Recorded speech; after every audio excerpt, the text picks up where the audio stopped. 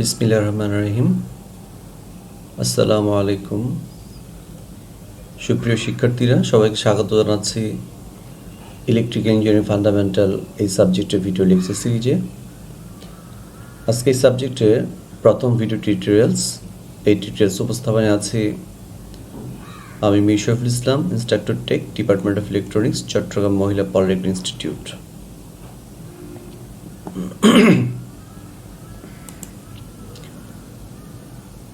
যেহেতু এই সাবজেক্টের প্রথম লেকচার, তাই এই টিউটোরিয়ালসে আমি এই সাবজেক্ট নিয়ে কিছু প্রাথমিক কথাবার্তা বলবো।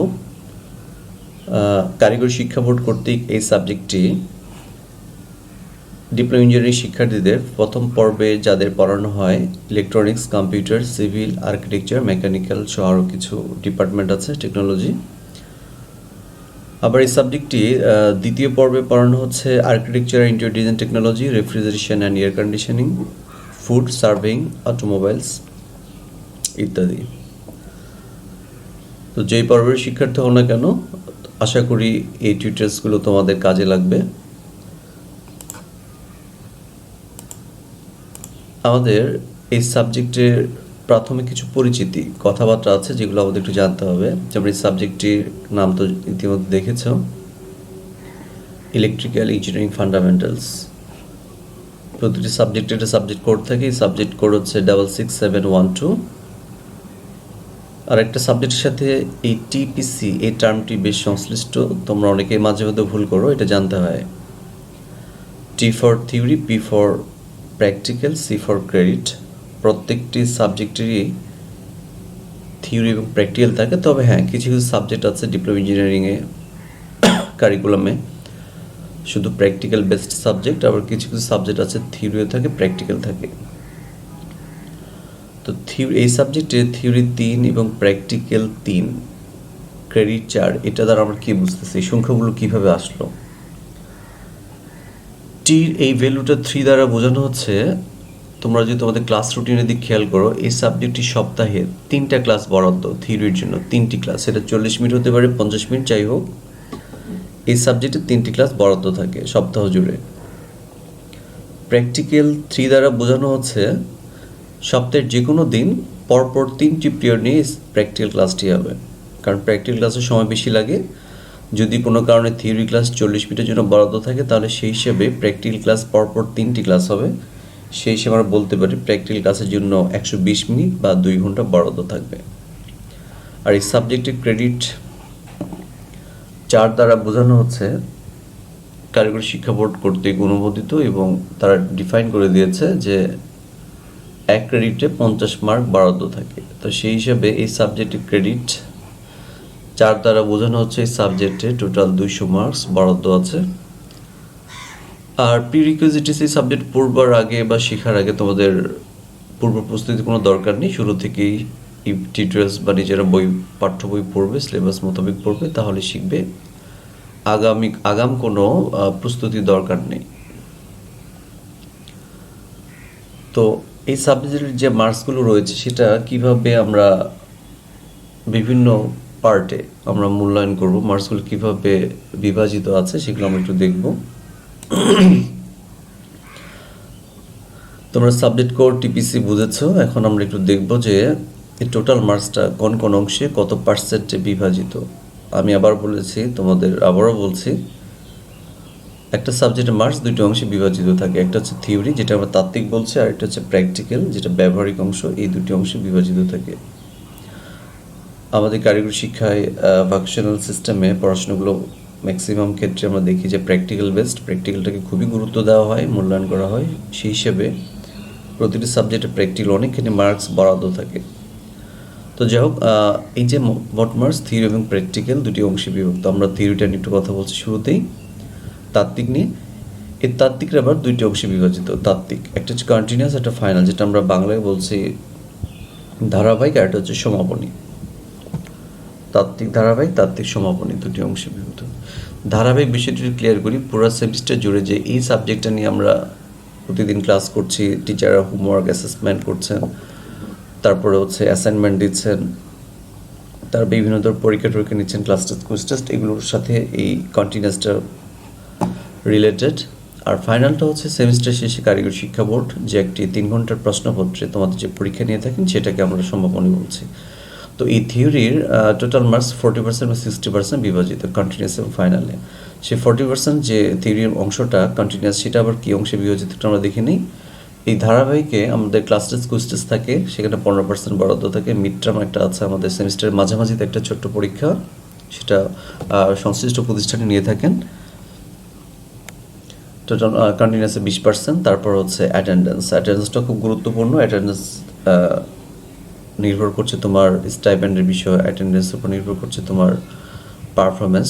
অ্যাটেন্ডেন্সটা খুব গুরুত্বপূর্ণ, সেখানে 5% বরাদ্দ আছে। আর ফাইনাল এটা কোনো বিভাজনের বিষয় নেই, এটা সরাসরি 60% কারিগরি শিক্ষা বোর্ড একটা প্রশ্নের আলোকে পরীক্ষা নিয়ে থাকেন। এবার আমরা মার্কসের আরেকটা অংশ প্র্যাকটিক্যাল, সেটা দুইটি অংশ হচ্ছে কন্টিনিউয়াস এবং ফাইনাল। বলেছে যে থিওরি এবং প্র্যাকটিক্যালের দুটো অংশে বিভাজন, তাত্ত্বিক এবং সমাপনী।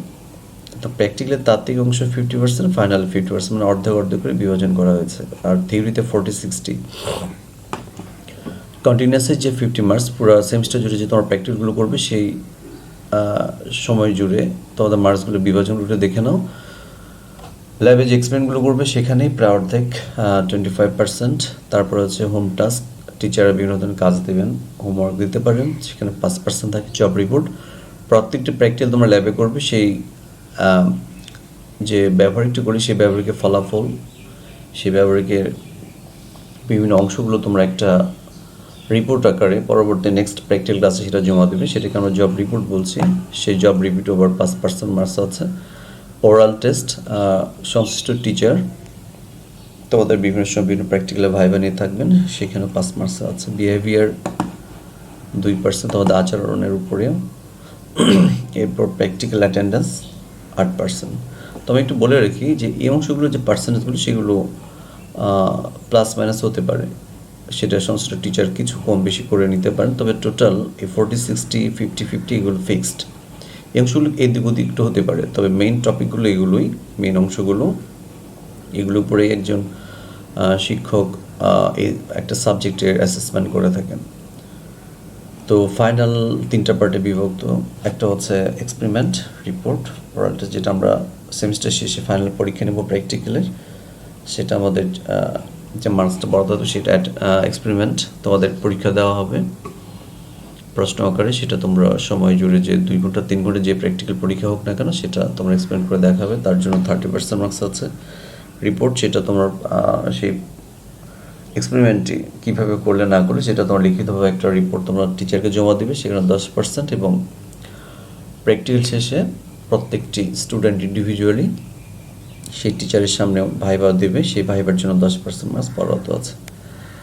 তো এই পার্সেন্টেজ হিসেবে আমরা এখন দেখলাম। এর পরের স্লাইডে আমরা দেখব যে এই সাবজেক্টে যে 200 মার্কস আছে সেই 200 মার্কস এই পার্সেন্টেজ অনুযায়ী কত কত মার্কসে বিভাজিত হয়েছে। আমি বলেছি যে এই সাবজেক্টে 4 credit for 200 marks, per credit 50 marks. এই 200 মার্ক পার্সেন্টেজ যদি হিসেব করে আমরা বলি তাহলে সেই হিসাবে থিওরি 150 পাচ্ছে আর প্র্যাকটিক্যালে 50। এই 150 মার্কের 60% আর 40%, সরি 40 এবং 60, কন্টিনিউয়াসে 40, ফাইনালে 60 তোমরা দেখেছো এর আগের স্লাইডে। সেই হিসেবে 150 মার্কের কন্টিনিউয়াস বরাদ্দ হচ্ছে 60 মার্ক, ফাইনালে 90। এই 60-এর class test, quiz test, mid term এভাবে নাম্বারগুলো বিভাজিত হচ্ছে। আমি আর আলাদা আলাদা করে বললাম না, এই স্লাইডটি দেখলে তোমরা বুঝতে পারবে যে কোন অংশে কত মার্কস এবং কোন অংশকে তুমি কতটুকু মূল্যায়ন করবে, গুরুত্ব দেবে। টেস্ট সাইকেল ডায়াগ্রামটা আমরা স্লাইডে দেখতে পাচ্ছি। আমাদের সেমিস্টার শুরুর দিকে ক্লাস চালু হবে, কিছুদিন পরে টিচার শুরুতে যে টেস্টটা নেবেন, ক্লাস টেস্ট 1, কুইজ টেস্ট 1, সেটাকে শর্ট ফর্মে আমরা কিউটি বলছি। এর কিছুদিন পর ক্লাসে কোনো এক ফাঁকে উনি ক্লাস টেস্ট 1 নেবেন। এরপরে এই ক্লাস টেস্ট 1, কুইজ টেস্ট 1 হওয়ার পরে সেমিস্টারের মাঝামাঝিতে একটা মিড টার্ম পরীক্ষা হবে। মিড টার্ম পরীক্ষা হওয়ার পর কিছুদিন আবার ক্লাস যাওয়ার পরে আবার উনি কুইজ টেস্ট 2 নেবেন, এরপরে ক্লাস টেস্ট 2 নেবেন। এরপরে আমরা প্র্যাকটিক্যাল ফাইনাল পরীক্ষা নেব। যারা 2016 প্রবিধান, বর্তমানে যারা 2016 প্রবিধানে আছো তোমরা জানো কিনা জানি না, তবে জেনে রাখা ভালো। তোমাদের সেমিস্টারের শেষের দিকে প্র্যাকটিক্যাল ফাইনাল হবে, এরপরে থিওরি ফাইনাল হবে। অর্থাৎ কারিগরি শিক্ষা বোর্ড যে 3 ঘন্টার বা 2 ঘন্টার যে একটা প্রশ্নের আলোকে পরীক্ষা নিয়ে থাকে, লিখিত পরীক্ষা, সেই পরীক্ষার আগেই প্র্যাকটিক্যাল ফাইনাল পরীক্ষাটি হবে। এটা বেশ গুরুত্বপূর্ণ। অনেকে দেখা যায় যে সেমিস্টারের শেষের দিকে ভাবে যে সামনে পরীক্ষা, আমি বাসায় গিয়ে পড়াশোনা করবো, কলেজ আর আসে না, দেখা যায় এই ফাঁকে প্র্যাকটিক্যাল ফাইনালটা হয়ে যায়। এই জন্য অবশ্যই তোমরা এই ব্যাপারে সচেতন থাকবে এবং সেমিস্টার শেষের দিকেও প্র্যাকটিক্যাল ফাইনাল পরীক্ষা কবে হচ্ছে না হচ্ছে এগুলো জেনে পরীক্ষা অংশগ্রহণ করবে। সবশেষ হচ্ছে থিওরি ফাইনাল। তো আমরা এই টেস্ট সাইকেল ডায়াগ্রাম দেখতে পাচ্ছি যে কমপক্ষে একজন শিক্ষক 2টি কুইজ টেস্ট এবং 2টি ক্লাস টেস্ট নিয়ে থাকেন, যেটা আমাদের তাত্ত্বিক ধারাবাহিকে বরাদ্দ থাকে, মিড টার্মটিও তাই। আর প্র্যাকটিক্যাল ফাইনাল আর থিওরি ফাইনাল তো তোমরা আগের স্লাইডে দেখেছো যে কীভাবে এগুলো পরীক্ষা হয়ে থাকে এবং মার্কস কীভাবে এই দুটি অংশে বরাদ্দ আছে। এখন আমরা এই সাবজেক্টে প্রথম চ্যাপ্টার নিয়ে কথা বলবো। এতক্ষণ এই সাবজেক্টের পরিচিতি তোমাদের সামনে তুলে ধরলাম। Electrical engineering fundamental chapter 1, electricity and it's nature, এই সাবজেক্টের প্রথম চ্যাপ্টার, প্রথম অধ্যায় ইলেকট্রিসিটি এবং এর প্রকৃতি নিয়ে আলোচিত হয়েছে।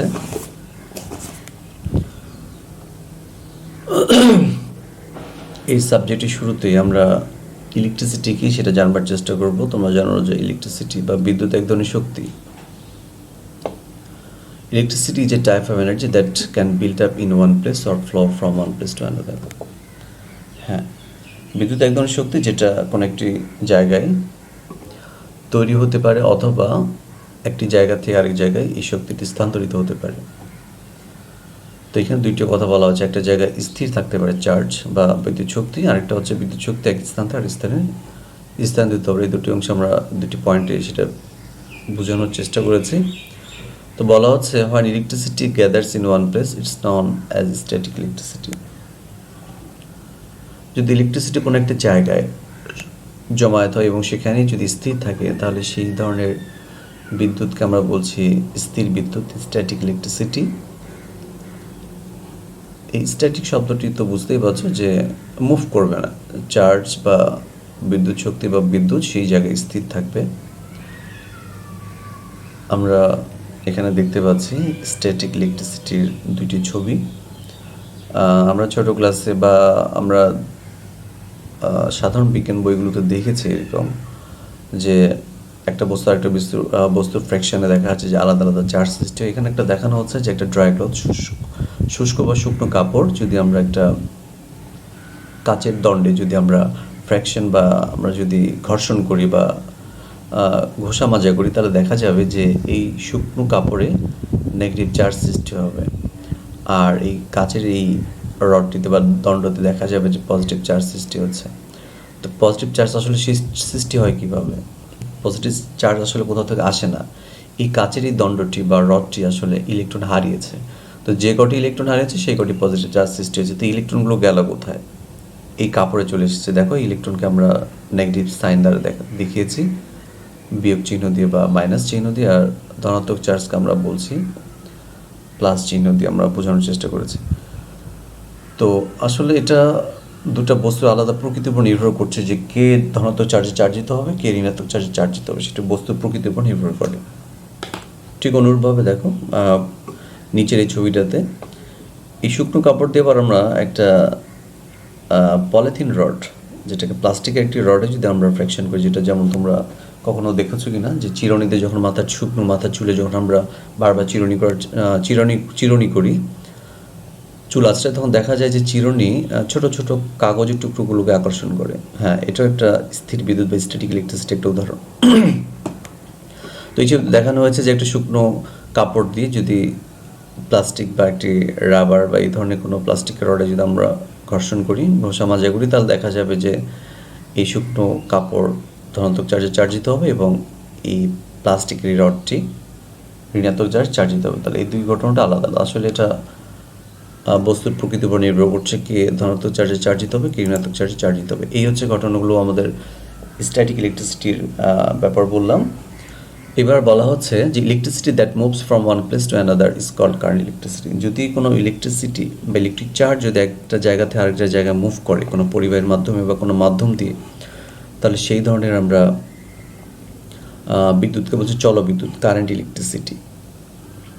তো কারেন্ট ইলেকট্রিসিটির উদাহরণ দেখি আমরা, যে এটা একটা ব্যাটারি দেখতে পাচ্ছ, একটা বিদ্যুৎ সোর্স, আমরা পরিবাহী তার দিয়ে একটা ইলেকট্রিক লোড লাগিয়েছি, যেটা একটা বাল্ব। তো দেখা যাচ্ছে যে অ্যারো চিহ্ন দেখানো হচ্ছে আসলে ইলেকট্রন প্রবাহের দিক। এই যে নেগেটিভ প্রান্ত থেকে ইলেকট্রন প্রবাহিত হচ্ছে, এই লোডটি ঘুরিয়ে আবার পজিটিভ প্রান্তে এসে শেষ হলো।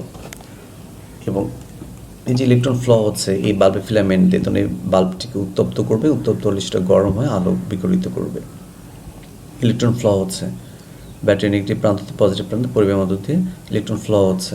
কিন্তু এখানে দেখো এই জায়গাগুলোতে কিন্তু আসলে চার্জগুলো ফ্লো হচ্ছে না, মুভ করছে না, বস্তুতে স্থির রয়েছে। আর এখানে ইলেকট্রন বা চার্জ ফ্লো হচ্ছে, যার কারণে এটাকে বলা হচ্ছে জলবিদ্যুৎ বা কারেন্ট ইলেকট্রিসিটি। ওকে, আমরা নেক্সট স্লাইডে যাই।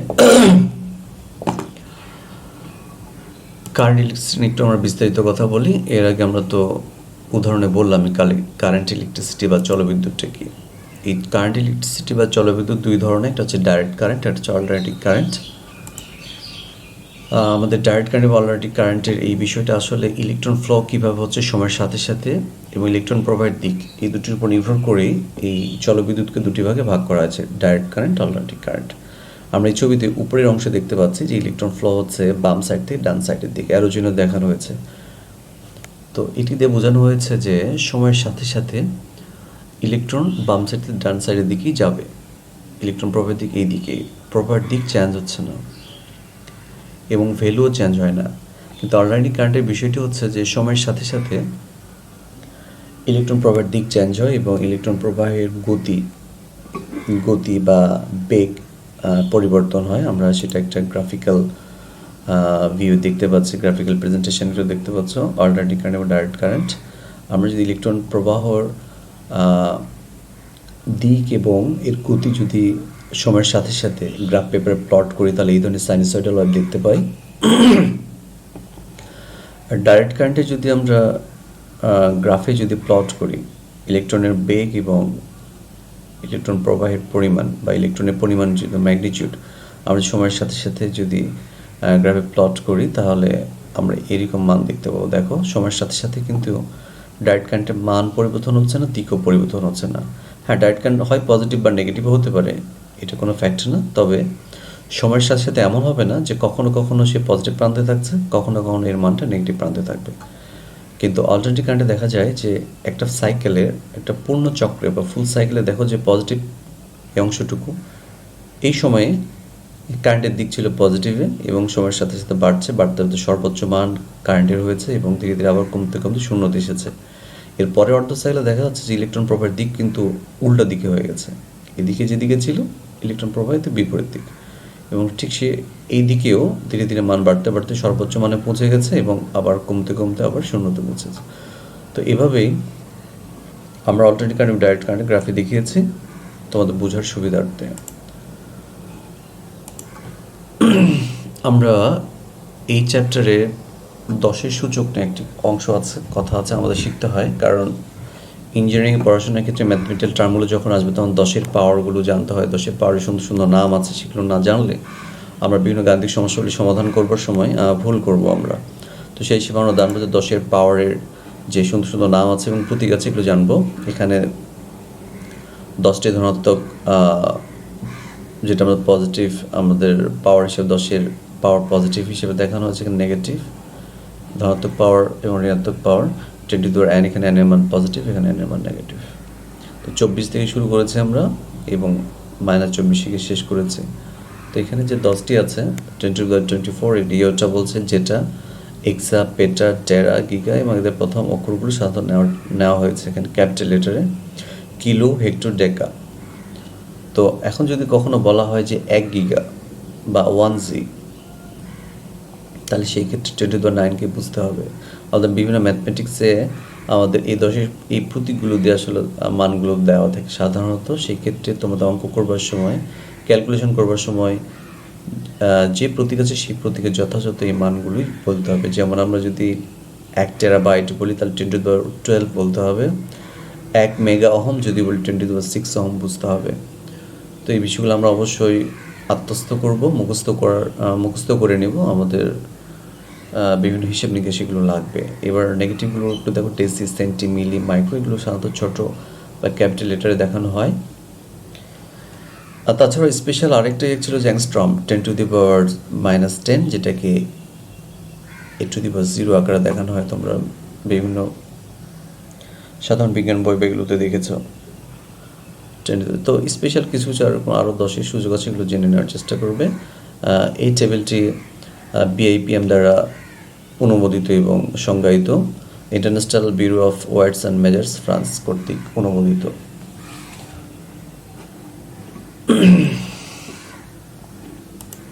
আমরা ইফেক্ট অফ ইলেকট্রিক কারেন্ট, তো ইলেকট্রিক কারেন্ট বা বিদ্যুৎ প্রবাহের যে বিভিন্ন ধরনের প্রতিক্রিয়া আছে, ইফেক্ট আছে, এগুলো আমরা জানবো। স্পেশালি কিসের উপরে এই প্রভাবগুলো পড়ে। হিটিং ইফেক্ট আছে, যে বিদ্যুৎ প্রবাহের ফলে কোনো প্রবাহিতে হিট সৃষ্টি হতে পারে বা বিদ্যুৎ প্রবাহে হিট সৃষ্টি হয়, সেটা আমরা অনেক উদাহরণ জানি, যেমন electric iron, electric heater, stove, তারপর হচ্ছে হেয়ার ড্রায়ার, এই যেগুলোতে যে হিটগুলো আমরা পাই, তো মাইক্রোওভেন ইত্যাদি। এরপর আছে ম্যাগনেটিক ইফেক্ট, যাবতীয় সকল মোটর, জেনারেটর, এই জিনিসগুলোতে ম্যাগনেটিক ইফেক্টের বিষয়গুলো আমরা দেখতে পাই ইলেকট্রিক কারেন্টের জন্য। তারপরে আছে কেমিক্যাল ইফেক্ট। তোমাদের সাধারণ বিজ্ঞান বই তোমরা দেখেছো যে ইলেকট্রোলাইসিস, যেটা তড়িৎ বিশ্লেষণে তোমাদের একটা চ্যাপ্টার আছে, যে কোনো সলিউশনে, যেমন সোডিয়াম ক্লোরাইড, খাবার লবণের সলিউশনে যদি আমরা বিদ্যুৎ পরিচালনা করি, তাহলে সোডিয়াম আয়ন এবং ক্লোরাইড, এই আয়নগুলো বিভাজিত হয়ে যায় ইলেকট্রোড ভেদে, সেটা পজিটিভ নেগেটিভ ক্যাটায়ন অ্যানায়ন হিসেবে তার বিভাজিত হয়। এই যে কেমিক্যাল ইফেক্ট, বিদ্যুৎ প্রবাহের ফলে যে কেমিক্যাল ইফেক্ট আমরা দেখি, সেগুলো আবার ব্যাটারিতেও এই কেমিক্যাল ইফেক্টের বিষয়টি ঘটে। এরপর হচ্ছে effect of human body, electric shocked. হয়তো তোমরা অনেকে ইলেকট্রিক শকড হয়েছে কখনো, যাদের বাসায় বিদ্যুৎ তো আছে সবার কম বেশি। জীবদ্দশায় কেউ না কেউ এই যে বিদ্যুৎ বা ইলেকট্রিক শকড হয়। তো ইলেকট্রিক শকড হলে তোমরা নিজে বুঝতে পারো যে একটা শারীরিক যে একটা প্রতিক্রিয়া দেখতে পাই আমরা বিদ্যুতের প্রবাহে, সেটা নিয়ে কথা বলা হয়েছে এখানে। আমরা প্রত্যেকটা নিয়ে একটু ডিটেলস ছবিতে দেখি। হিটিং এফেক্ট, দেখো এখানে একটা হিটারের একটা কয়েল দেখানো হচ্ছে পানিতে, যেটা ওয়াটার হিটার, বিদ্যুৎ প্রবাহিত হচ্ছে এবং এই কয়েলটি গরম হয়ে পানিটিকে উত্তপ্ত করছে এবং একটা থার্মোমিটার দিয়ে সেটা আমরা টেম্পারেচার দেখতে পাচ্ছি। এটা হচ্ছে হিটিং এফেক্ট।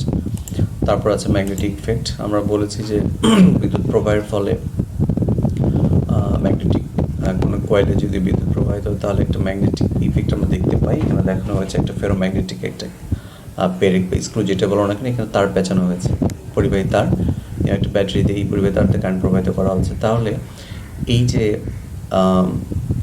ফেরোম্যাগনেটিক একটা যে সাবস্টেন্স দেখতে পাচ্ছ, পেরেক, এখানে ম্যাগনেটিক একটা ইফেক্ট এই পেরেকটা অনুভব করবে বা এটা তৈরি হবে সাময়িক। অর্থাৎ কোনো ছোট্ট একটা আলপিন যদি তুমি এখানে নিয়ে আসো, দেখবে যে আলপিনটাকে সে আকর্ষণ করছে। যদি আমরা ব্যাটারির এই কোনো একটা টার্মিনাল ডিসকানেক্ট করি বা বিদ্যুৎ প্রবাহ যদি বন্ধ করে দিই, তাহলে দেখবা যে এটা আর ম্যাগনেটের মতো আচরণ করছে না। তাহলে এখানে আমরা বলতে পারছি বিদ্যুৎ প্রবাহে একটা ম্যাগনেটিক ইফেক্ট আমরা পরিলক্ষিত হয় বা আমরা দেখতে পাই। এরপরে আছে কেমিক্যাল ইফেক্ট, যেটা তোমাদের বলেছিলাম যে তড়িৎ বিশ্লেষণ যেটাকে বলা হচ্ছে। দেখো সোডিয়াম ক্লোরাইড একটা সলিউশনে অ্যানোড ক্যাথোড প্রয়োগ করে আমরা কীভাবে এই আয়নগুলোকে আমরা বিভাজিত করছি।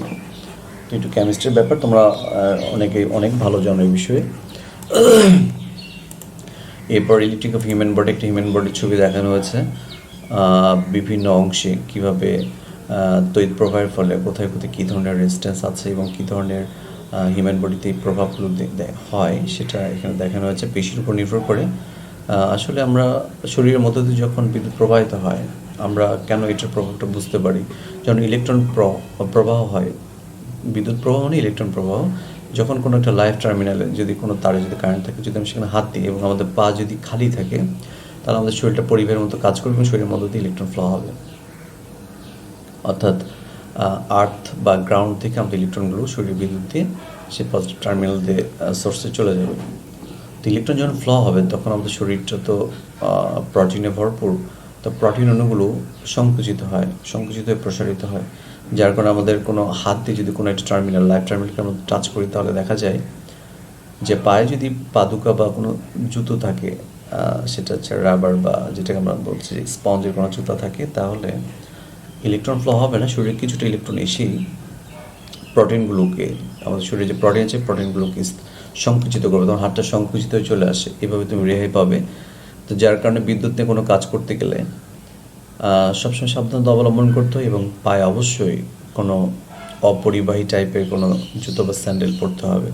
তাহলে কোনো কারণে যদি তুমি হাত দিয়ে কোনো লাইভ টার্মিনাল স্পর্শ করো তাহলে সেক্ষেত্রে বেঁচে যাবার তোমার সমূহ সম্ভাবনা থাকবে। আমরা 1.2 নম্বর আর্টিকেল স্ট্রাকচার অফ অ্যাটম, অ্যাটমের গঠন, পরমাণুর গঠন একটু কথা বলবো। আমরা পদার্থের ছোট্ট ডিভাইজেবল পার্টিকেল যেটা বলছি যে বিভাজন করা যাবে এই ধরনের ছোট্ট ক্ষুদ্র অংশকে আমরা বলছি মলিকুল বা অণু, যেটা পদার্থের প্রপার্টিস ধরে রাখে।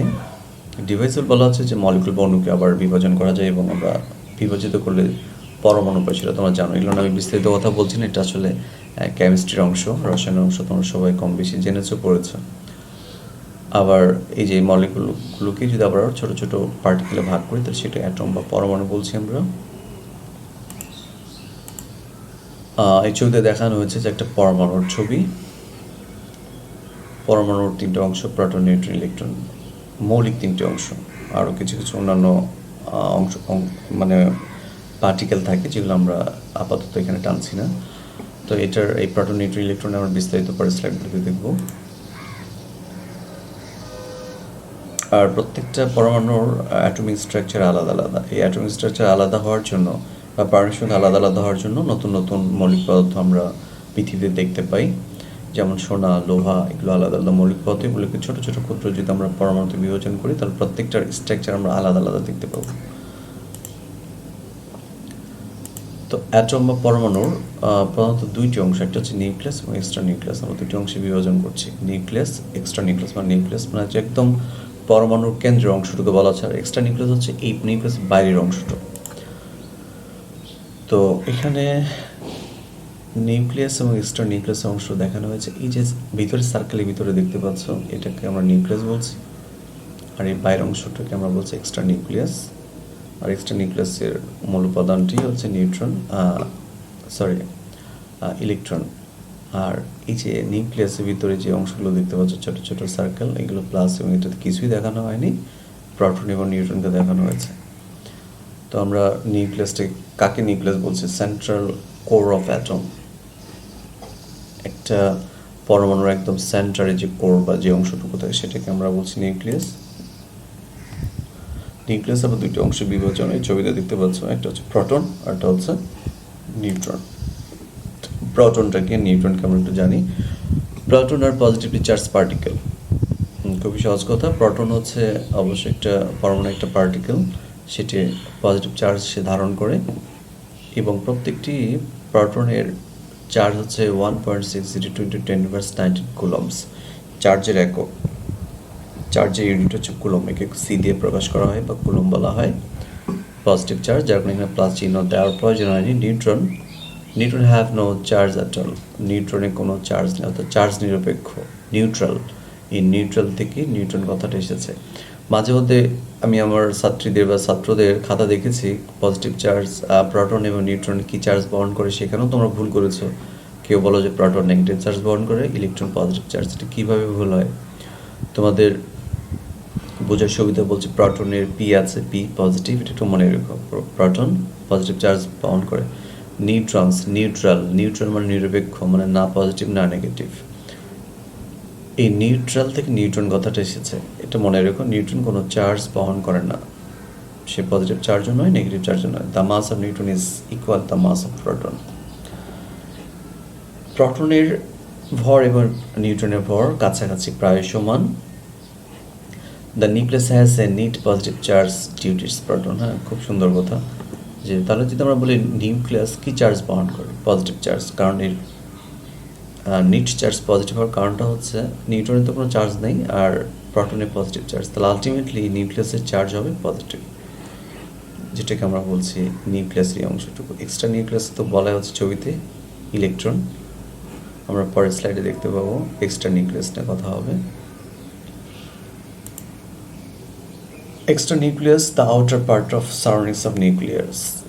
নিউক্লিয়াসের বাইরের অংশটা, সেটাকে আমরা এক্সট্রা নিউক্লিয়াস বলছি। এক্সট্রা নিউক্লিয়াসে কী কী আছে একটু দেখি। The consist of tiny particle noun as electron. খুব ক্ষুদ্র ক্ষুদ্র পার্টিকেল এই এক্সট্রা নিউক্লিয়াসে থাকে, যেটাকে আমরা ইলেকট্রন বলছি, যেটা এই নিউক্লিয়াসকে পরিভ্রমণকে, নিউক্লিয়াসকে কেন্দ্র করে বিভিন্ন কক্ষপথে ইলেকট্রনগুলো পরিভ্রমণ করে, ঘূর্ণন করে, এবং ইলেকট্রোনেগেটিভ চার্জ এবং যার চার্জের পরিমাণ 1.602 × 10⁻19 কুলম।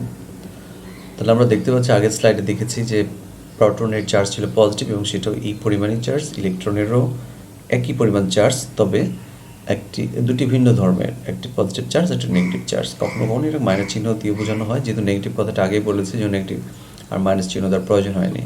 যদি বলা হয় যে ইলেকট্রনের চার্জ লিখো, তাহলে লিখতে হবে অবশ্যই -1.602 × 10⁻19 কুলম, আর যদি পজিটিভ চার্জের কথা বলা হয় তাহলে +1.602 × 10⁻19 কুলম, বা প্লাস কখনো কখনো না দিলেও চলে।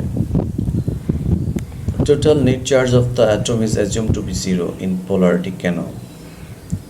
আমরা পরমাণুর নিউক্লিয়াসে দেখেছিলাম যে নেট চার্জ পজিটিভ, পরমাণুর বাইরের অংশে অর্থাৎ নিউক্লিয়াসের বাইরে এক্সট্রা নিউক্লিয়াসে আমরা চার্জ দেখতে পাচ্ছি নেগেটিভ চার্জ, যেটা ইলেকট্রনের কারণে। কিন্তু একটা পরমাণু ইলেকট্রিক্যালি চার্জ নিরপেক্ষ। কারণটা হচ্ছে একটা পরমাণুর যে কটি প্রোটন থাকে ঠিক সেই কটি ইলেকট্রন থাকে। প্রোটনের চার্জ এবং ইলেকট্রনের চার্জ যেহেতু সমান এবং সংখ্যাও সমান, সেই ক্ষেত্রে একটা চার্জকে ভ্যানিশ করে বা নিউট্রাল করে, যার কারণে আমরা বলি যে একটা পরমাণুর নেট চার্জ 0। দেখা যাচ্ছে যদি 6টা ইলেকট্রন থাকে তাহলে 6টা নেগেটিভ চার্জ, যদি 6টা প্রোটন থাকবে অবশ্যই, তাহলে সেক্ষেত্রে +6, তো -6 আর +6 দেখো তুমি যদি অ্যাডিটিভ করো, সাম করো, তাহলে তুমি 0 পাবে। কিন্তু চার্জ 0 এটা বলা যাবে না, কারণ চার্জ পজিটিভ চার্জ আছে, negative charge, but net charge total যোগফলটা নেট চার্জ কিন্তু 0। The electrons are approximately 1/1840 times. বলা হচ্ছে যে একটা প্রোটনের 1840 ভাগের 1 ভাগ একটা ইলেকট্রনকে বলা হচ্ছে, একটা প্রোটনের ভরের 1840 ভাগের 1 ভাগ। খুবই ক্ষুদ্র ভর ইলেকট্রনের, এই জন্য মাঝে মধ্যে ইলেকট্রনের ভরকে আমরা নেগলেক্ট করি, অ্যাভয়েড করি। Thus the total mass of atom is assumed to be concentrated at nucleus. তো ঠিক আছে, নিউক্লিয়াসের বাইরে যে এক্সট্রা নিউক্লিয়াস আছে, যেখানে ইলেকট্রনগুলো আছে, তার ভরকে আমরা নেগলেক্ট করছি, যার কারণে যদি একটা প্রোটনের ভর বলি আমরা, একটা পরমাণুর ভর বলি, তাহলে সেই ভর বলতে আমরা নিউক্লিয়াসের ভরকে, অর্থাৎ নিউক্লিয়াসের ভিতরে যে প্রোটন আছে এবং নিউট্রন আছে তার ভরকে আমরা বুঝবো। আমরা যে একটা পরমাণুর যে 3টা মৌলিক যে পার্টিকেল, বেসিক পার্টিকেল বা কণা নিয়ে আমরা কথা বলেছি, ইলেকট্রন, প্রোটন, নিউট্রন, তার কম্পারেটিভলি অ্যানালিসিস হবে এখানে। অবশ্যই ইলেকট্রন, প্রোটন, নিউট্রন কোন বিজ্ঞানী প্রথম ওনারা লক্ষ্যকরণ আবিষ্কার করেন, সেগুলোর নাম দেওয়া আছে। আবিষ্কারক হিসেবে জে থমসন ইলেকট্রন আবিষ্কার করেন, রাদারফোর্ড প্রোটন এবং চ্যাডউইক নিউট্রন আবিষ্কার করেন, এবং তারা 1897 সালে ইলেকট্রন আবিষ্কার করেন, 1911 সালে প্রোটন এবং 1932 সালে নিউট্রন। তো ইলেকট্রন, প্রোটন, নিউট্রনের অবস্থান দেখানো হয়েছে। প্রতীক কী দিয়ে প্রকাশ করা হয়, যেমন ইলেকট্রনকে দিয়ে প্রকাশ করা হয়, প্রোটনকে P অথবা H+, প্রোটনে P অথবা H+। আসলে মূলত বোঝানো হচ্ছে হাইড্রোজেনের প্রতীক। তোমরা জানো হাইড্রোজেনের প্রতীক হচ্ছে H+ দ্বারা বোঝানো হচ্ছে যে হাইড্রোজেন কিন্তু আসলে নিউক্লিয়াসে একটা প্রোটন থাকে এবং এক্সট্রা নিউক্লিয়াসে একটা ইলেকট্রন থাকে। তো একটা পরমাণু থেকে যখন ইলেকট্রন তুমি কেড়ে নেবে বা রিমুভ করবে একটা পরমাণু থেকে ইলেকট্রন, তখন কিন্তু সেই পরমাণুটি পজিটিভ চার্জে চার্জিত হয়। তো একটা হাইড্রোজেন পরমাণু থেকে যে একটা ইলেকট্রন তুমি রিমুভ করো, তাহলে এটা একটা প্রোটনের চার্জটা প্রভাবিত হবে, এবং একটাই যে প্লাস দিয়ে বোঝানো হয়েছে, একটা প্লাস মানে প্রোটনের চার্জ বোঝানো হচ্ছে, এটাই প্রোটন আসলে। তো একটা হাইড্রোজেনে যদি একটা হাইড্রোজেনের ইলেকট্রন থাকে, একটা প্রোটন থাকে, তো ইলেকট্রন কেড়ে নিলে আসলে হাইড্রোজেনের থাকবে এটা কি শুধু প্রোটন। এই জন্য কখনো কখনো প্রোটনকে H+ দিয়ে বোঝানো হয়, নিউট্রন N দিয়ে N বোঝানো হয়েছে। আধান প্রকৃতি দেখেছি ঋণাত্মক নিরপেক্ষ, কোনো চার্জ থাকে না। আধানের পরিমাণ বা চার্জের পরিমাণ আমরা একক বলেছি কুলম দিয়ে প্রকাশ করা হয়। 1 মাইনাস, এই যে মাইনাস, এখানে প্লাস, এখানে 0 দেখানো হয়েছে। কখনো কখনো আরেকটা এককে দেখানো হয় ESU। এটাকে বলা হচ্ছে ইলেকট্রোস্ট্যাটিক সিস্টেম অফ ইউনিট। এই এককে চার্জের পরিমাণ দেখানো হয়। কখনো তোমরা জানো যে ভরকে আমরা কখনো গ্রাম বা EMU দিয়ে দেখানো হয়েছে, পরে দেখানো হয়েছে, আমরা বলছি আপেক্ষিক আধান -1 +1 এবং 0 দেখানো হয়েছে।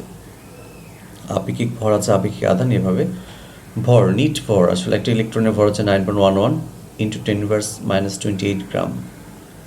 খুবই ক্ষুদ্র ভর, খুবই ক্ষুদ্র। এই ভরটি খুবই ক্ষুদ্র। এগুলো জানতে আসলে এই তথ্যগুলো তোমাদের জানতে মাঝে মধ্যে অতি সংক্ষিপ্ত বা কোনো ম্যাথমেটিক্যাল টার্মে এই মানগুলো লাগে। এই জন্য তোমরা অবশ্যই মুখস্থ করার চেষ্টা করবে, মানগুলো সবসময় মনে রাখার চেষ্টা করবে। এমনকি চাকরি বাকরি পরীক্ষাগুলোতে কখনো বলে যে একটি ইলেকট্রনের চার্জ কত, বলতো এটা যদি না বলতে পারো, এই বেসিক প্রশ্নের অ্যান্সার যদি না দিতে পারো, সেই ক্ষেত্রে তোমার একাডেমিক কোয়ালিফিকেশান নিয়ে তারা প্রশ্ন তুলবে। আচ্ছা, ভর আমরা দেখতে পাচ্ছি প্রোটনের 1.67 × 10⁻²৪। অবশ্যই ইলেকট্রনের চেয়ে ভর বেশি। নিউটনের ভরও সেম। তোমাদের আগের স্লাইডে আমি বলেছি যে প্রোটন নিউটনের ভর প্রায় সমান। পারমিক স্কেলে ভর 5.488 × 10⁻⁴ AMU। AMU এর 15 হচ্ছে অ্যাটমিক মাস ইউনিট। একটা পারমিক স্কেলে আমরা ভরের একক জানি এটা। তো দেখানো হচ্ছে তিনটেরই। প্রোটনের তুলনায় ভর, প্রোটনের 1836 ভাগের 1 ভাগ ইলেকট্রনের ভর, এটা এক, এটা এক। প্রোটনের তুলনায় চার্জ -1 +1 0, যেটা আপেক্ষিক আধান এখানে দেখানো আছে। তো এই বৈশিষ্ট্যগুলো এই অংশটুকু অতি সংক্ষিপ্ত বা অতি সংক্ষিপ্ত না বলি, সংক্ষিপ্ত প্রশ্নে মাঝে মধ্যে দেয় যে ইলেকট্রন, প্রোটন, নিউট্রনের বৈশিষ্ট্যগুলো বা তাদের পার্থক্যগুলো লিখো। তাহলে এভাবে সুন্দর করে লেখার চেষ্টা করবে, বৈশিষ্ট্যগুলোর যে প্যারামিটারগুলো সেটা দেওয়ার চেষ্টা করবে। এবার আমরা স্পেশালি দুইটা পরমাণু নিয়ে কথা বলবো, দুটো মৌল নিয়ে। একটা হচ্ছে কপার আর একটা হচ্ছে অ্যালুমিনিয়াম। কারণ আমাদের ইলেকট্রিক ইঞ্জিনিয়ারিং ফান্ডামেন্টাল যে ইলেকট্রিসিটি নিয়ে কথা বলা হচ্ছে, ইলেকট্রিসিটি যেটা কারেন্ট ইলেকট্রিসিটি বলা হচ্ছে, যেটা চলতড়িৎ। তো যে বিদ্যুৎ চালনা হবে এক জায়গায় তার এক জায়গায় মুভ করবে, তার জন্য অবশ্যই একটা মিডিয়াম দরকার। সেই মিডিয়ামটি হচ্ছে পরিবাহী, যার মধ্য দিয়ে কারেন্ট পরিবাহিত হয়। তো পরিবাহীর মধ্যে সবচেয়ে স্পেশাল এবং সবচেয়ে বেশি ব্যবহারিক জীবনে ব্যবহার হয় ব্যবহারিক ক্ষেত্রে একটা হচ্ছে কপার এবং অ্যালুমিনিয়াম।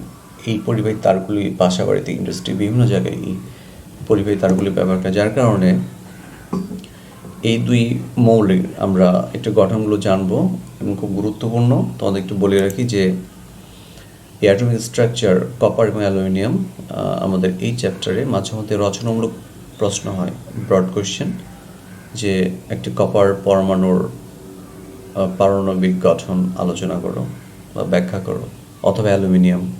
রচনামূলক পরীক্ষার জন্য এটা খুবই গুরুত্বপূর্ণ, রচনার প্রশ্নের জন্য আসলে খুবই গুরুত্বপূর্ণ এই অংশটা। এই জন্য আমরা খুব ভালো করে জানবো।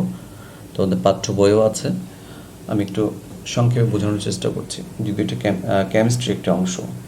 তো কপারের ডানপাশের ছবিতে দেখো যেটা সোলার সিস্টেম মডেল, যেটা সৌর জগতের মতো করে একটা মডেলে দেখানো হচ্ছে ইলেকট্রন, মাঝখানে বৃত্তে কপার লেখানো হচ্ছে। এখানে হচ্ছে নিউক্লিয়াসের বাইরে ইলেকট্রনগুলো কীভাবে বিভিন্ন কক্ষপথে বিভিন্ন শক্তি স্তরে মুভ করছে সেটা ছবিতে দেখানো হচ্ছে। এখানে 4টি কক্ষপথ আছে এবং প্রতিটি কক্ষপথে বিভিন্ন অরবিটালে বিভাজিত। আমরা ইলেকট্রন কনফিগারেশন দেখতে পাচ্ছি, প্রথম কক্ষপথ, দ্বিতীয় কক্ষপথ, তৃতীয় এবং চতুর্থ কক্ষপথে যে আবার বিভিন্ন অরবিটালগুলো আছে, সেই অরবিটালে কোন অরবিটালে কয়টি করে ইলেকট্রন সেটা দেখানো হয়েছে।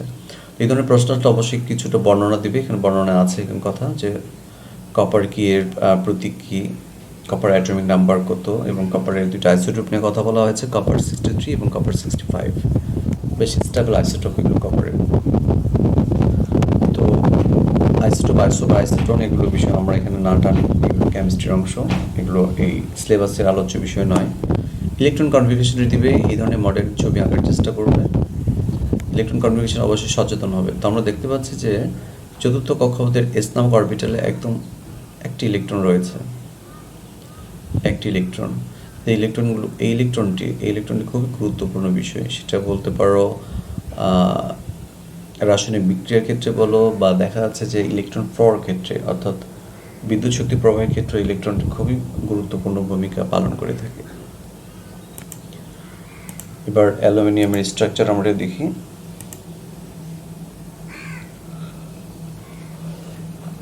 অ্যালুমিনিয়ামের অনেকগুলো আইসোটোপ রয়েছে, প্রায় 22টি আইসোটোপ রয়েছে। তার মধ্যে স্টেবল আইসোটোপ হচ্ছে অ্যালুমিনিয়াম 27। ইলেকট্রন কনফিগারেশন দেখানো হচ্ছে এখানে, ওই যে সৌরজগৎ মডেলে দেখানো হয়েছে যে 3টি কক্ষপথে ইলেকট্রনগুলো কীভাবে সুবিন্যস্ত আছে। তো আমরা এবার ইলেকট্রিক কারেন্ট নিয়ে একটু কথাবার্তা বলি। 1.3 নম্বর আর্টিকেল কারেন্ট, ভোল্টেজ এবং রেজিস্ট্যান্স। ইলেকট্রিক ইঞ্জিনিয়ারিং ফান্ডামেন্টালি 3টি খুব গুরুত্বপূর্ণ টার্ম, ঘুরে ফিরে বারবার এগুলোর কথাগুলো আসবে। কারেন্ট কি, ভোল্টেজ, রেজিস্ট্যান্স, এই বিষয়গুলো। তো এগুলো নিয়ে আমরা একটু বেসিক ধারণা নেবার চেষ্টা করি। ইলেকট্রিক কারেন্ট, তো the electric current is the rate of flow of charge in a wire or component. খুবই সুন্দর। Rate of flow of charge, charge প্রবাহের হারকে ইলেকট্রিক কারেন্ট বলা হচ্ছে। প্রবাহের হার মানে এটা সময়ের একটা ব্যাপার আছে, যে একক সময় যে চার্জ প্রবাহিত হচ্ছে সেটাকে ইলেকট্রিক কারেন্ট বলা হচ্ছে। কি এর একক অ্যাম্পিয়ার, একে এ দিয়ে প্রকাশ করা হয়। Due to the passage of charge particle referred as charge carrier. In metal the charge carrier are electron, আর ইন লিকুইড অর গ্যাস সেটাকে আমরা বলছি আয়ন। কোনো ধাতব পদার্থে আমরা চার্জ ক্যারিয়ারকে ইলেকট্রন দ্বারা বুঝি, এবং লিকুইড বা যদি গ্যাস হয় সেগুলোর ক্ষেত্রে আমরা বলি আয়ন। আমরা এখানে দেখতে পাচ্ছি একটা ব্যাটারি, একটা লোড বা একটা বাতি আছে। এই যে পরিবাহী তার, এই তারের মধ্যে দিয়ে ইলেকট্রন প্রবাহিত হচ্ছে। এই অংশটিকে বড় করে দেখানো হচ্ছে, এর ভিতরে কীভাবে ইলেকট্রনগুলো প্রবাহিত হচ্ছে, চার্জগুলো এই কন্ডাক্টর বা এই পরিবাহের মধ্য দিয়ে। এই ক্রস সেকশনাল ভিউটা দেখানো হয়েছে। তো এটা একটা ব্যাটারির প্রতীক, এই সার্কিটের প্রতীক এখানে দেখানো হয়েছে। তো তোমরা লক্ষ্য করছো ব্যাটারির নেগেটিভ প্রান্ত থেকে আসলে ইলেকট্রন প্রবাহিত হয়ে এই যে লোড দিয়ে পজিটিভ প্রান্ত থেকে ইলেকট্রন প্রবাহের দিক শেষ হয়ে যায়, প্রবাহটা শেষ হয়। তো ইলেকট্রন প্রবাহের দিকে হচ্ছে ব্যাটারির পজিটিভ প্রান্ত থেকে নেগেটিভ প্রান্তের দিকে, নেগেটিভ চার্জ দিয়ে প্রবাহিত হচ্ছে। আর পজিটিভ চার্জ প্রবাহিত হচ্ছে ব্যাটারির পজিটিভ প্রান্ত থেকে নেগেটিভ প্রান্তে। তো ব্যাটারির পজিটিভ প্রান্ত থেকে নেগেটিভ প্রান্তে এই যে positive flow of positive charge, এটাকে আসলে কারেন্ট প্রবাহ বলা হচ্ছে। আর ইলেকট্রন প্রবাহটা আমরা বলেছি ব্যাটারির নেগেটিভ প্রান্ত থেকে পজিটিভ প্রান্তে, যার কারণে কারেন্ট প্রবাহ বা আই, যেটাকে আমরা আই দিয়ে প্রকাশ করি কারেন্টকে, এটা ব্যাটারির বা কোনো সোর্স, বৈদ্যুতিক সোর্সের উচ্চ বিভব থেকে নিম্ন বিভব দিকে প্রবাহিত হয়। আর ইলেকট্রন প্রবাহ হয় সবসময় কোনো বৈদ্যুতিক সোর্সের নেগেটিভ বা নিম্ন বিভব থেকে উচ্চ বিভবের দিকে। আমরা এই অংশে ভোল্টেজ এবং রেজিস্ট্যান্স নিয়ে কথা বলবো। ভোল্টেজটা হচ্ছে আসলে ইলেকট্রিক প্রেশার, ভোল্টেজ হচ্ছে pressure of an electric circuit, যার মাধ্যমে চার্জ পার্টিকেল একটা পয়েন্ট থেকে আরেকটা পয়েন্টে স্থানান্তরিত হয়, এবং এর জন্য একটি কাজ সম্পাদন হয়। তাহলে আমরা সংক্ষেপে বলি যে ভোল্টেজ হচ্ছে একটা প্রেশার, এবং এটি ভি দিয়ে প্রকাশ করা হয়। পূর্বে এই ভোল্টেজকে ইএমএফ দিয়ে প্রকাশ করা হতো, ইএমএফ ইলেকট্রোমোটিভ ফোর্স, যার কারণে কখনো কখনো ভোল্টেজকে ই দিয়েও প্রকাশ করা হয়।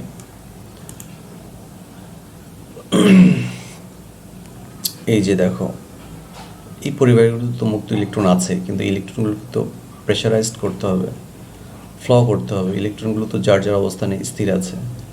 তো যখন এই ইলেকট্রনগুলো আমরা মুক্ত ইলেকট্রনগুলো কোনো লোডের মধ্য দিয়ে বা ফিলামেন্ট দিয়ে যখন আমরা প্রবাহিত করতে পারবো, তখনই সেই লোডটি চলবে অথবা বাল্বটি জ্বলবে। তো এই যে ইলেকট্রন প্রবাহ হবে কীভাবে, ইলেকট্রন মুভ করবে কি, তার জন্য একটা বাহ্যিক একটি শক্তির দরকার, প্রেশার, বল দরকার। যেমন একটা পাইপে পানি আছে, পানি স্থির থাকতে পারে, পানি স্থির আছে, পানি মুভ করছে না পাইপে।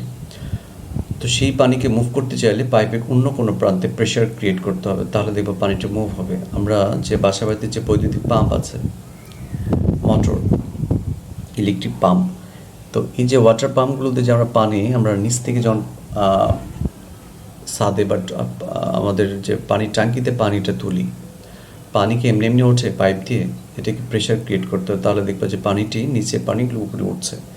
তো এখানেও বৈদ্যুতিক সার্কিটেও এই যে ইলেকট্রনকে যে প্রেশারে আমরা ফ্লো করছি, সেই প্রেশারটা আসলে কিছুই না, একটা সোর্সের একটা চাপ বা ভোল্টেজ, যেটাকে আমরা ভি দিয়ে প্রকাশ করছি। এই ভোল্টেজটা দুই ধরনের, একটা অল্টারনেটিং ভোল্টেজ, একটা হচ্ছে ডাইরেক্ট কারেন্ট ভোল্টেজ, যেটা ডিসি ভোল্টেজ, এটা এসি ভোল্টেজ। আমরা এর আগে ডিসি কারেন্ট বলেছি। অনুরূপে ভোল্টেজ দুই ভাগে বিভক্ত, একটা হচ্ছে এসি ভোল্টেজ, ডিসি ভোল্টেজ। আর এদের ডেফিনেশনটা ঠিক অনুরূপ এসি কারেন্ট ডিসি কারেন্টের মতোই। আমরা ইলেকট্রিক পটেনশিয়াল, যেটা বৈদ্যুতিক বিভব যেটা বলছি, এটি কি আসলে একটু বোঝার চেষ্টা করি। Electric potential is defined as the capability of charge body to do work. কোনো একটা চার্জড বডি বা কোনো বস্তু যেটা চার্জিত হয়েছে, সেটি কাজ করার ক্ষমতা। When the body is charged, either electrons are supplied to it or removed from it. একটা বস্তু যখন চার্জিত হয়, যদি সেই বস্তু থেকে ইলেকট্রন আমরা সেই বস্তুকে দিই অথবা সেই বস্তু থেকে ইলেকট্রন কেড়ে নিই, তাহলে বস্তুটি চার্জিত হয়। তো এই যে ইলেকট্রন দিচ্ছে বা ইলেকট্রন কেড়ে নিচ্ছে, এখানে কিন্তু কাজ কিছু সম্পাদিত হয়। এই কাজটি সেই বস্তুতে জমা থাকে বা সঞ্চিত থাকে, এবং পরবর্তী দিয়ে এটি বিদ্যুৎ শক্তিতে কনভার্ট হয়। তো এখানে আমরা দেখতে পাচ্ছি যে প্রতি একক চার্জ কোনো একটা বস্তুকে একক চার্জে চার্জিত করতে যে কাজ সম্পাদন হয় সেটি ইলেকট্রিক পটেনশিয়াল। আমরা ইলেকট্রিক পটেনশিয়াল সুন্দর একটি ডেফিনেশন আছে, আমরা এই ছবি দেখে ডেফিনেশনটা দেওয়ার চেষ্টা করি। কোনো একটা বিন্দুতে ইলেকট্রিক পটেনশিয়াল কতটুকু সেটা বুঝতে গেলে কোনো একটি একক চার্জকে অসীম দূরত্ব থেকে যদি সেই পয়েন্টে নিয়ে আসি, সেই পয়েন্টে নিয়ে আসতে যে কাজ সম্পাদিত হচ্ছে, একক চার্জকে অসীম দূরত্বতে কোনো একটি বিন্দুতে নিয়ে আসতে যে কাজ সম্পাদিত হচ্ছে, সেই কাজকেই এই পয়েন্টের ইলেকট্রিক পটেনশিয়াল বলা হচ্ছে। যে দেখো, ওয়ার্ক ডান পার চার্জ ডাব্লিউ পার কিউ, প্রতি একক চার্জে কৃত কাজ। তো এই কাজটা যে করছে কোথা থেকে কোথায়, অসীম দূরত্ব থেকে ওই নির্দিষ্ট বিন্দুতে, একক চার্জ নিতে যে কাজ সেটিকে বলা হচ্ছে ইলেকট্রিক পটেনশিয়াল এই বিন্দুটি। এবং দেখতে পাচ্ছ এর ইকুয়েশনে ভি সমান ডাব্লিউ বাই কিউ, ডাব্লিউ হচ্ছে কাজ, এটা এক হচ্ছে জুল, আর কিউ হচ্ছে চার্জ যার কিউ দিয়ে প্রকাশ করা হয়েছে, এর একক হচ্ছে কুলম্ব, জুল পার কুলম্ব। ওকে, আর সুন্দর একটা একক যেটাকে ভোল্ট দিয়ে আমরা প্রকাশ করি, জুল পার কুলম্ব আর ভোল্ট একই বিষয়। এই যে এখানে দেখো যে ডাব্লিউ সমান যদি 1 জুল হয়, কিউ সমান যদি 1 কুলম্ব হয়, তাহলে সেক্ষেত্রে 1 ভোল্ট বলতে কি বোঝানো হচ্ছে, 1 জুল বাই 1 কুলম্ব। কখনো কখনো প্রশ্ন আসে যে 1 ভোল্ট কাকে বলে। তাহলে আমরা এখানে বলতে পারি যে অসীম দূরত্ব থেকে 1 কুলম্ব চার্জকে, এই যে দেখো এই বিন্দুটির যে ভোল্ট 1 ভোল্ট, তাহলে আমরা এই বিন্দুর সাপেক্ষে যদি এই বিন্দুর যে 1 ভোল্ট বলছি, তাহলে এই 1 ভোল্ট আসলে কি, অসীম দূরত্ব দিয়ে যে এই বিন্দুতে যদি আমরা 1 কুলম্ব চার্জকে নিয়ে আসি এবং সেই ক্ষেত্রে যদি 1 জুল পরিমাণ কাজ সম্পাদিত হয়, তাহলে আমরা এই বিন্দুটির ভোল্টকে বলবো, ইলেকট্রিক পটেনশিয়ালকে বলবো 1 ভোল্ট। পটেনশিয়াল ডিফারেন্সটা কি, আমরা এর আগে ইলেকট্রিক পটেনশিয়াল বললাম। আর পটেনশিয়াল ডিফারেন্স মানে বুঝতে পারছো যে দুটি বিন্দু বা তিনটি বিন্দু বা ভিন্ন ভিন্ন স্থান বা বিন্দুর যে পটেনশিয়াল ডিফারেন্সটা, সেটাকে বলা হচ্ছে পটেনশিয়াল ডিফারেন্স, বিদ্যুৎ বিভব পার্থক্য যেটাকে বলা আছে। ওই অসীম দূরত্বের বিষয়টা আসছে যে এই বিন্দুর যে আমরা পটেনশিয়াল ডিফারেন্সটা আমরা নিরূপণ করতে চাই, তাহলে কিছুই না, একটা একক চার্জ আমরা অসীম দূরত্ব থেকে এই বিন্দুতে নিয়ে আসবো, দেখবো যে কতটুকু কাজ হয়েছে। আবার এই অসীম দূরত্ব থেকে অপর বিন্দুতে আমরা একক পরিমাণ চার্জকে নিয়ে আসবো, সেখানে কতটুকু কাজ হয়েছে সেটা দেখবো। এই দুই কাজের যে ডিফারেন্সটা, আমরা একদম সাবলীল ভাষায় বলছি, এই দুই বিন্দুর কাজের যে ডিফারেন্সটা হবে সেটা হচ্ছে ইলেকট্রিক পটেনশিয়াল ডিফারেন্স। এরপরে লাস্ট টার্মটা হচ্ছে রেজিস্ট্যান্স মানে রেজিস্ট মানে বাধা। এই কার দ্বারা প্রকাশ করা হয়। বাধা বলতে বোঝানো হচ্ছে যে কোনো পরিবেশ তার মধ্যে যে এই যে চার্জ ক্যারিয়ারগুলো ফ্লো হচ্ছে, ইলেকট্রন ফ্লো হচ্ছে, এই ইলেকট্রন ফ্লো যে বাধাটা পাচ্ছে ওই পরিবাহীতে, সেই বাধাটাকে বলা হচ্ছে রোধ বা রেজিস্ট্যান্স। এই বাধাটা ভিন্ন ভিন্ন পরিবাহীর ক্ষেত্রে আলাদা আলাদা। যেমন পরিবাহীতে বাধাটা একেবারেই নাই বললেই চলে, কারণ ইলেকট্রন ফ্লো খুবই সুন্দরভাবে হয় পরিবাহীতে। সেমিকন্ডাক্টর বা অর্ধপরিবাহী এখানে কিছুটা বাধাগ্রস্ত হয়, আর অপরিবাহী ইলেকট্রন একেবারেই ফ্লো হয় না বললেই চলে, একেবারেই হয় না, যার কারণে রেজিস্ট্যান্স অনেক বেশি হাই, মেগা হোমে। এই রেজিস্ট্যান্সের প্রতীক আমরা ব্যবহারিক প্র্যাকটিক্যালি আমরা দেখতে পাই যে রেজিস্ট্যান্সগুলো এই ধরনের এরকম দেখা যায়। তোমরা ল্যাবেও দেখেছো, কার্বন কম্পোজিশন রেজিস্ট্যান্স এবং কালার ব্যান্ড রেজিস্ট্যান্সও বলা হয়, বিভিন্ন কালার ব্যান্ড দেওয়া আছে। তো ব্যবহারিক জন্য আমরা এই ধরনের রেজিস্ট্যান্স দেখি। এটা প্রতীক হচ্ছে এরকম, বিভিন্ন সার্কিট রেজিস্ট্যান্সের প্রতীক এইভাবেই দেখানো হয়। Electric resistance the ratio of the voltage of the current, এটা অহমের সূত্র দ্বারা স্বীকৃত। আমাদের পরের চ্যাপ্টারগুলোতে অহমের সূত্র একটি চ্যাপ্টার আছে, সেখানে এই রেশিও নিয়ে, ভোল্টেজ এবং কারেন্টের রেশিও নিয়ে কথা বলা আছে। ভোল্টেজকে ভি দ্বারা প্রকাশ করি, কারেন্টকে আই, অর্থাৎ ভি এবং আই এর রেশিওটা হচ্ছে রেজিস্ট্যান্সকে আবার আর দিয়ে প্রকাশ করা হয়, তাহলে আর সমান বলতে পারি আমরা ভি বাই আই। এর একক হচ্ছে অহম, প্রতীকটা হচ্ছে এরকম গ্রিক লেটার, এই ধরনের অহমও লিখতে পারো অথবা এই প্রতীকটাও দিতে পারো, এসআই একক হচ্ছে অহম। ইন্টারন্যাশনাল অহমটা কি, মানে আন্তর্জাতিক অহমের সংজ্ঞাটা এখানে দেওয়া হয়েছে। আসলে এটা মেবি কপারের বিষয়টা মানে মার্কারি যেটাকে বলছে পারদ স্তম্ভের বিষয় আছে। এখানে দেওয়া আছে যে 106.3 সেন্টিমিটার লম্বা পারদ স্তম্ভ। ভালো করে খেয়াল করবে যে 14.4521 গ্রাম, 14.4521 গ্রাম আমরা পারদ নিই। সেই পারদ স্তম্ভ যদি হয় 106.3 সেন্টিমিটার লম্বা এবং সেই পারদের টেম্পারেচার যদি হয় মেল্টিং আইস, যেটাকে বলা হচ্ছে 0 ডিগ্রি সেলসিয়াস। তিনটা জিনিস আছে, একটা হচ্ছে পারদের ওজন 14.452, সেই পারদ স্তম্ভ যেটা মার্কারি কলামটার হাইট হবে 106.3 সেন্টিমিটার এবং সেই পারদের তাপমাত্রা হবে মেল্টিং আইস, যেটাকে বলা হচ্ছে 0 ডিগ্রি সেলসিয়াস তাপমাত্রায় যদি হয়, তাহলে সেই পারদ স্তম্ভের যে রেজিস্ট্যান্সটা, সেই পারদ স্তম্ভের যে রেজিস্ট্যান্স সেটা হচ্ছে 1 ওহম। সেটাকে 1 ওহম বলা আছে। তোমাদের বইয়ে হয়তো এটার সংজ্ঞা দেওয়া আছে। তো পরীক্ষা যদি আসে যে আন্তর্জাতিকভাবে ওহমের সংজ্ঞা দাও, তাহলে এভাবেই বলতে হবে যে 14.452 গ্রামের 106.3 সেন্টিমিটার লম্বা কোনো পারদ স্তম্ভের তাপমাত্রা যদি হয় 0 ডিগ্রি সেলসিয়াস, সেই ক্ষেত্রে সেই পারদের যে রেজিস্ট্যান্স, সেই রেজিস্ট্যান্সকে 1 ওহম বলা হয়। এই যে আমরা বলেছিলাম যে রেজিস্ট্যান্স হচ্ছে ভোল্টেজ কারেন্টের রেশিও V/I, এটা আরতে প্রকাশ করা হয়। এখানে ছবিতে রেজিস্ট্যান্সের বিষয়টা সুন্দর বোঝানো হয়েছে। দেখো, এটা একটা পরিবাহী তার কারেন্ট প্রবাহিত হচ্ছে এবং সেটা এই ভোল্টেজ এই প্রেশারের মাধ্যমে কারেন্ট প্রবাহিত হচ্ছে। পরিবাহী তার এই জায়গায় দেখো যে পরিবাহী তারটি ন্যারো হয়ে গেছে, চিকন হয়ে গেছে, যার কারণে কারেন্ট প্রবাহ নিশ্চয়ই তোমার বুঝতে হচ্ছে যেখানে বাধাগ্রস্ত হবে। এই যে চিকন হওয়ার যে এই যে অংশটুকুটা, এটা আসলে রেজিস্ট্যান্স দ্বারা মেজার করছি আমরা। তো একটা পরিবাহী তার এই জায়গায় শুরু হয়েছে, তাহলে অবশ্যই এখানে তেমন কারেন্ট প্রবাহিত হবে না, কম হবে। তাহলে এখানে বুঝতে হবে বাধা বেশি। এই জায়গাগুলোতে দেখো যথেষ্ট ওয়াইড, এখানে যথেষ্ট ওয়াইড, এখানে সুন্দর কারেন্ট প্রবাহিত হচ্ছে। এই জায়গায় বাধাপ্রাপ্ত হচ্ছে, আবার এই জায়গায় বাধাপ্রাপ্ত হচ্ছে না। তো এখানে রেজিস্ট্যান্স অনেকটা আমরা পানির পাইপগুলোর সাথে পানির পাইপের সাথে তুলনা করে দেখতে পারি। আসলে দেখো, এটা যে পানির পাইপ হয়ে পানি প্রবাহিত হচ্ছে, এই পাইপ কিন্তু আসলে পানি প্রবাহে কোনো বাধা পাচ্ছে না।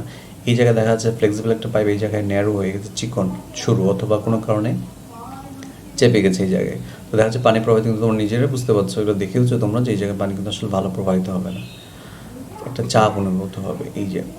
তো এই আসলে রেজিস্ট্যান্সগুলোর বিষয়টা এরকমই। আমরা এখানে ছবিতে দেখতে পাচ্ছি যে এই রেজিস্ট্যান্স দুই প্রান্তে 10 ভোল্ট প্রয়োগ করা আছে 100 ওহমের রেজিস্ট্যান্স, তাহলে কতটুকু কারেন্ট প্রবাহিত হবে? 100 মিলি অ্যাম্পিয়ার। তো যদি আমরা এই 10 ভোল্টই দিয়ে রাখি, যদি রেজিস্ট্যান্সটা কম হয়ে যায়, 50 হয়ে যায়, তাহলে সেক্ষেত্রে হবে দেখবো যে 200 মিলি অ্যাম্পিয়ার কারেন্ট প্রবাহিত হচ্ছে। কারেন্ট বেশি প্রবাহিত হচ্ছে কারণ বাধা অর্ধেক হয়ে গেছে। 100 ওহমের জায়গায় যদি 50 ওহম হয়, তাহলে 100 ওহমে যতটুকু কারেন্ট প্রবাহিত হচ্ছিল 50 ওহমে তার ডাবল প্রবাহিত হবে, কারণ বাধা যদি কমতে থাকে, কোনো পরিবারে যদি বাধা কমে তাহলে কারেন্ট প্রবাহটা বেড়ে যায়, আবার যদি বাধা বেড়ে যায় কারেন্ট প্রবাহটা কমে যায়, একটা ভাইস ভার্সা এবং একটা ব্যস্তানুপাতিক বিপরীত, একটা বেড়ে গেলে একটা কমে যায়। আমরা এই যে কারেন্ট ফর এক্সাম্পল রেজিস্ট্যান্সের যে এতক্ষণ কথা বললাম, এটা একটা সামনে একটা টেবিল আকারে দেখানো হয়েছে, তাদের প্রতীক, এসআই এককে এদের ইউনিট এবং অ্যাব্রিভিয়েশন, যেটাকে শর্ট ফর্ম বলছে, আমরা কী দিয়ে প্রকাশ করি। ভোল্টেজের সিম্বল হচ্ছে ভি অথবা ইএমএফ এর ক্ষেত্রে ব্যবহার করছি আমরা। একক হচ্ছে ভোল্ট এবং ভি দিয়ে প্রকাশ করা। কারেন্টের প্রতীক হচ্ছে আই, একক অ্যাম্পিয়ার কেন কখন এ দিয়ে প্রকাশ করা হয়। রেজিস্ট্যান্সের প্রতীক আর, একক হচ্ছে ওহম, এখানে গ্রিক লিটার একটা ওহমের একটা লেটার দিয়ে প্রকাশ করা হয়। এর ভিআই এর ট্রায়াঙ্গেল, VIR এর ট্রায়াঙ্গেল দেখানো আছে। আসলে এদের রিলেশন দেখানো হয়েছে এই জায়গায়, যে ভির সাথে IR এর সম্পর্ক কি, আর এর সাথে IV সম্পর্ক কি, এবং এর সাথে VR এর সম্পর্ক কি। এই সম্পর্ক বোঝা খুব সহজ। V সমান হচ্ছে I ইন্টু R, যদি I বলি তাহলে এটা বাদ দিয়ে I সমান হবে V/R, R সমান হবে V/I। আমরা কুলম নিয়ে কথা বলবো, চার্জ একক যে কুলম, এটা খুব গুরুত্বপূর্ণ একটা টপিক। এই স্লাইডে আমাদের চার্জ একক কুলম নিয়ে একটু কথা বলা হয়েছে। The unit of charge is the coulomb, which is defined as the charge flow in 1 second when the current is 1 ampere. খুব সুন্দর কথা। কোন একটা পরিবাহের মধ্য দিয়ে যদি 1 সেকেন্ডে 1 অ্যাম্পিয়ার কারেন্ট প্রবাহিত হয়, ভালো করে শুনুন, এখানে একটা সময়ের ব্যাপার আছে এবং একটা কারেন্টের ব্যাপার আছে। সময়ের পরিমাণ হচ্ছে 1 সেকেন্ড আর কারেন্টের পরিমাণ হচ্ছে 1 অ্যাম্পিয়ার। কোনো পরিবাহের মধ্য দিয়ে যদি প্রতি সেকেন্ডে 1 অ্যাম্পিয়ার কারেন্ট প্রবাহিত হয়, তাহলে আমরা বলতে পারি ওই পরিবাহের মধ্য দিয়ে 1 কুলম্ব চার্জ প্রবাহিত হচ্ছে। চার্জের প্রতীক হচ্ছে কিউ এবং এর একক হচ্ছে সি, কুলম্ব, যেটাকে সি দ্বারা প্রকাশ করছি আমরা। তোমরা এর আগে দেখেছো যে ইলেকট্রনের চার্জ নেগেটিভ এবং সেটার পরিমাণ হচ্ছে 1.6 × 10⁻19 কুলম। একটা ইলেকট্রন চার্জ, এটা একটা ইলেকট্রন চার্জ হচ্ছে 1.6 × 10⁻19 কুলম। তাহলে তোমাদের যদি বলি আমি যে 1 কুলম পরিমাণ যদি আমি ইলেকট্রন নিই, তাহলে কতগুলো ইলেকট্রন নিতে হবে, কয়টি ইলেকট্রন নিতে হবে, অর্থাৎ কয়টি ইলেকট্রন নিলে আমরা 1 কুলম পরিমাণ চার্জ পাবো।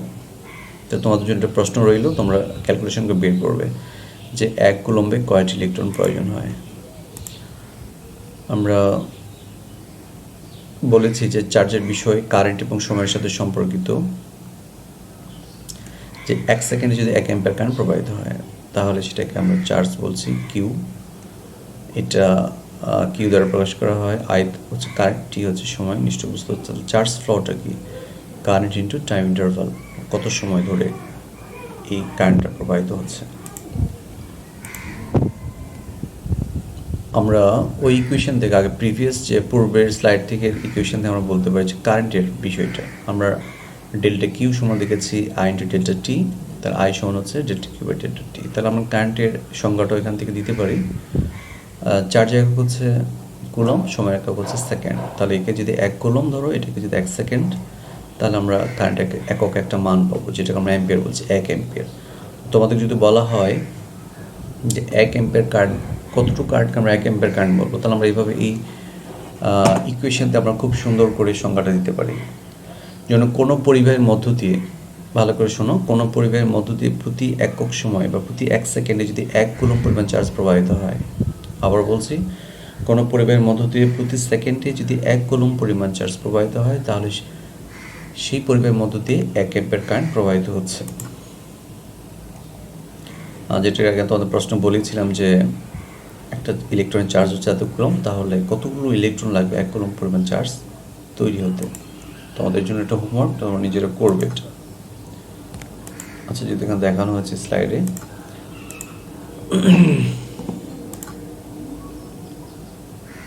আমাদের কিছু উদাহরণ দেওয়া আছে যেটা তোমরা হোমওয়ার্ক হিসেবে করবে। যে what is the charge passing a point if a current of 10 pico ampere. Pico, এই যে দেখো পিকো আসছে। আমাদের একটা স্লাইডে 10-এর সূচক নিয়ে কথা ছিল, 10-এর সূচক অনেকগুলো ছিল, 10টা 10টা 20টা। এই পিকো, পিকো মানে কি, ছোটো হাতে পি দ্বারা কী বলছে, 10-এর সূচক কত, সেটা অবশ্যই তোমরা বারবার বলেছে যে ওই 10-এর সূচকের টেবিলটি বা চার্টটি তোমাদের মুখস্থ করতে হবে। এই অঙ্ক করতে কিন্তু আসলে পিকোর 10-এর সূচকটা জানতে হবে। 10 পিকো অ্যাম্পিয়ার ফ্লস ফর 1 ইয়ার, এখানে কারেন্টের পরিমাণ বলা হচ্ছে 10 পিকো অ্যাম্পিয়ার, সময় বলা হচ্ছে 1 বছর। তাহলে সেক্ষেত্রে কতটুকু চার্জ প্রবাহিত হবে, এই অঙ্কটি করতে গেলে অবশ্যই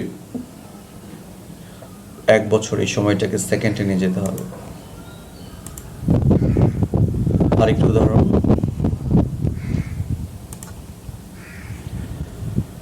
তো এই চ্যাপ্টারের এইটুকু আলোচনা ছিল। তারপর যদি তোমাদের কোনো প্রশ্ন থেকে থাকে অবশ্যই তোমরা এই ভিডিও ডিটেলসের কমেন্টে, ইউটিউবের এই ভিডিওতে কমেন্টে তোমরা সেটা জানাবে। এর বাইরে যদি তোমাদের কোনো প্রশ্ন থেকে থাকে আমি পরবর্তীতে সেই প্রশ্নগুলো অ্যানালাইসিস করে তোমাদের সেই প্রশ্নগুলোর উত্তর দেওয়ার চেষ্টা করব। তোমরা সবাই ভালো থেকো। এই টিউটোরিয়ালসের বাইরেও তোমরা অবশ্যই অন্যান্য রেফারেন্স বইগুলো পড়বে, নোট করবে, ইন্টারনেটে হেল্প নেবে, বিস্তারিতভাবে শিখবে। তাহলে একজন ভালো স্টুডেন্ট হবে, তোমার পরীক্ষার খাতা সুন্দরভাবে মূল্যায়িত হবে এবং তুমি সুন্দর নাম্বার পাবে। অবশ্যই নোট করে পড়াশোনা করবে, বুঝে বুঝে পড়াশোনার চেষ্টা করবে। কখনো মেমোরাইজ করার চেষ্টা করবে না, না বুঝে মেমোরাইজ করার চেষ্টা করবে না, বুঝে বুঝে পড়বে। তাহলে একজন ভালো স্টুডেন্ট হিসেবে নিজেকে তুমি প্রকাশ করতে পারবে। তো সবাইকে অসংখ্য ধন্যবাদ যারা এতক্ষণ ধরে এই ভিডিওটি দেখছিলে এবং শেখার চেষ্টা করছিলে। সবাই ভালো থেকো। আল্লাহ হাফেজ।